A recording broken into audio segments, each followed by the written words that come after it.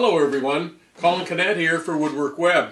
Today we've got a great little project for you. Today we're going to be making a picker's box, and this is a box for anybody who has a display or maybe they have things that they want to sell, and this little box is perfect for that because the lid flips up from the back just like this, so you can display things in here. There's a place at the back to lock it, a little hasp, and there's even a little eye nut back here that you can actually lock it to something so that people can't steal the entire box. So that's what we're going to be doing today, is making this little picker's display box. Now the components of the box are pretty simple. We need two sides that look like this with the triangle, and the front will be this height and the back will be this height. So let's just go and cut those to size.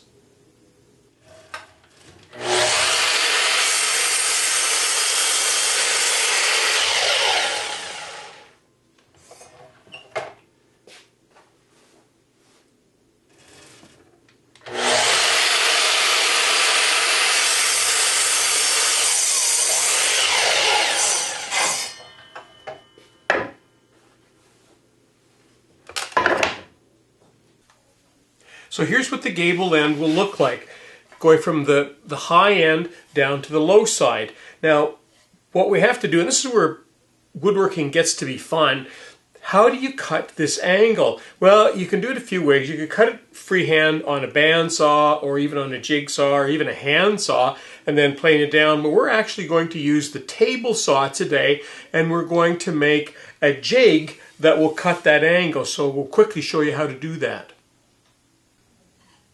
Now quickly, the way a taper jig works is you've got a platform and an angled board on it with a stop at one end, and basically that rides up against the fence, and as you push it through, because it's angled, it actually takes the board and runs it through at an angle.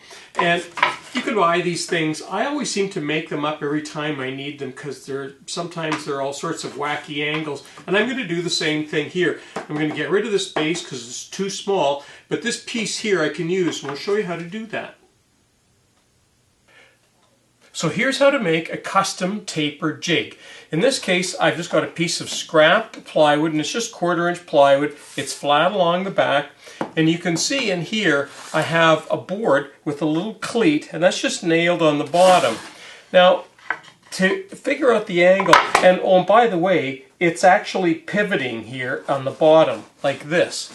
So the way you figure out the angle is you put the board on there, and you've got it, you've sort of pre-set it to size, and you just use a straight edge. You need to make sure your table saw is turned off and unplugged, and you just lay a straight edge across that, and it'll run all the way right down through your board.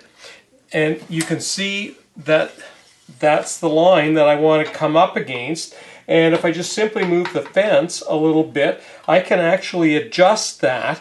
And I can even adjust the angle if I need to go one way or the other to line that up. And when that's all lined up, and I can see it's out down here, so I'm just going to push it a little bit. No, it's actually... There it is. There.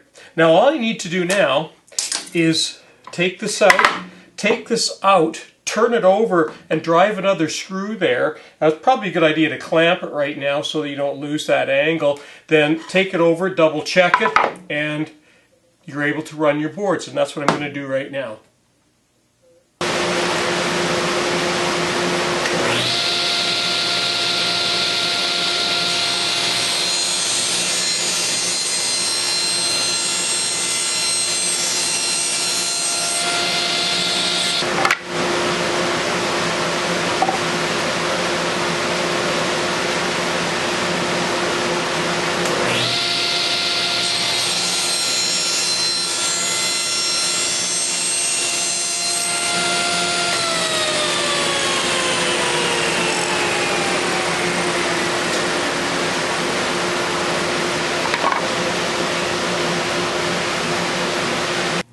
Now I've set up this finger joint jig, And I just wanted to show you that I've actually marked the bottom of all of these pieces with a B so that I know which is the top and which is the bottom.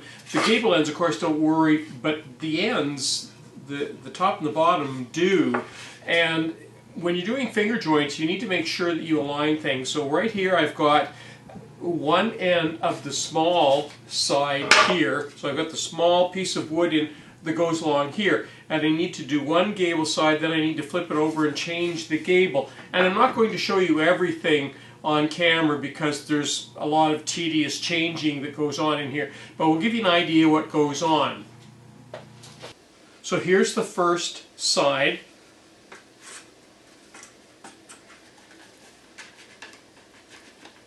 You can see that that's still a pretty tight fit, even though it is down to 5/8. And there's what that joint looks like. Nice tight joint. We'll show you a close-up of that.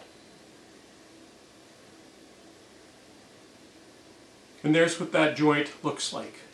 So we just need to go now and do the other 4 corners. Now we've finished all our cuts, and there's our dry fit. And it's a nice snug fit on all the corners, and all I need to do now is to glue that, and I'm going to do that off camera because you don't need to see the tediousness of putting little drops of glue on each one of these little tongues here. So I'll do that, and when we come back we'll do the dado on the bottom, and we'll be able to be close to finishing up that box. We have our display box. It's all glued up now, and the glue's all nice and hard. What we need to do now is to run a rabbet along the bottom so that we can insert the bottom into it. And what we're going to do, we're actually going to do that on the router table. And I have here a rabbeting bit for a router, and I'm going to show you a close-up and explain to you how we make a rabbet on a router. Now there's what a rabbeting bit looks like for a router, and it will sit just the way I'm showing it to you in the router. What we want to achieve is this little dark area here on the bottom of this wood. That's basically what we want to cut out, and that's what this little bit will do. And the bearing will act as a guide so that it doesn't go any deeper, and of course the router table will make it so that it doesn't go any higher up in the cut. And we'll go ahead now and make that cut. Because I'm cutting this rabbet after I've assembled the box, I'm actually in this case not going to even use the fence. So I've moved the fence back, and you can see that it's 4 or 5 inches away from the bit. And I don't need the fence in this case. I could take it right off, but I'm going to leave it on just because it's not going to be in the way. And what I'm going to do is I'm going to bring the piece, and the inside of this gable end is actually going to ride against part of the all of the bearing, and below it the bit is going to cut away. So that's how I'm going to do it, and we'll push it in like this, push it along.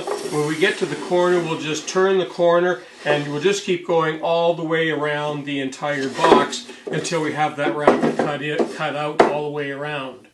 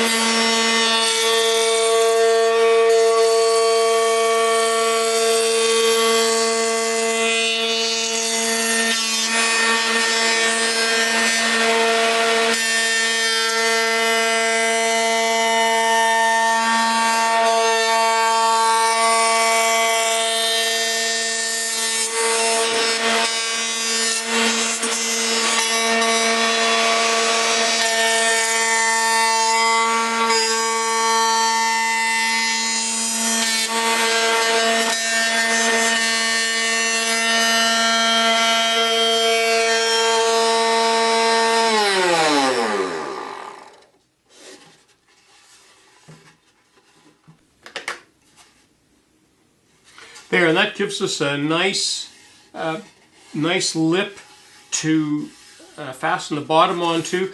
Now I'm going to have to clean up the corners here because of course it's rounded, and I'll just do that with a chisel. So this concludes this part of this video where we actually made the box for the little display case. At the end of this video, you'll see a couple of links. You can either go to the lid part that we do in another section, or you can go to the finishing part, and with each of those you can toggle back and forth. So, I'm Colin Cadet for WoodWorkWeb. Have a look at the next part.